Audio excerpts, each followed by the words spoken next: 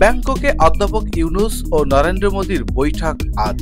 ব্যাংককে বিমস্টেক সম্মেলনের সাইডলাইনে বাংলাদেশের প্রধান উপদেষ্টা অধ্যাপক ডক্টর মোহাম্মদ ইউনূস ও ভারতের প্রধানমন্ত্রী নরেন্দ্র মোদীর মধ্যে দ্বিপাক্ষিক বৈঠক হবে বলে নিশ্চিত করেছেন প্রধান উপদেষ্টার প্রেস সচিব শফিকুল আলম।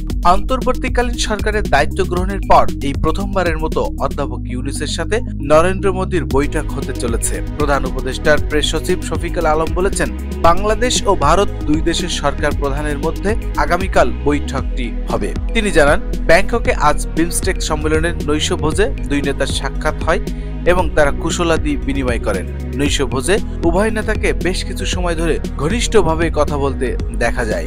বঙ্গোপসাগরীয় দেশগুলোর আঞ্চলিক সহযোগিতা জোটের বিমস্টেক শীর্ষক সম্মেলন উপলক্ষে অধ্যাপক ইউনূস ও নরেন্দ্র মোদী বর্তমানে ব্যাংককে অবস্থান করছেন। 2 থেকে 4 এপ্রিল ব্যাংককে বিমস্টেক সম্মেলনটি অনুষ্ঠিত হওয়ার কথা রয়েছে। প্রিয় দর্শক, নরেন্দ্র মোদী এবং ডক্টর মোহাম্মদ ইউনূসের এই দ্বিপাক্ষিক বৈঠকটিকে আপনারা কেমন ভাবে দেখছেন আমাদেরকে কমেন্টসে জানিয়ে দেবেন এবং প্রতিদিনকের নতুন নতুন সংবাদ পেতে আমাদের এই চ্যানেলটিকে সাবস্ক্রাইব করে রাখবেন। ধন্যবাদ।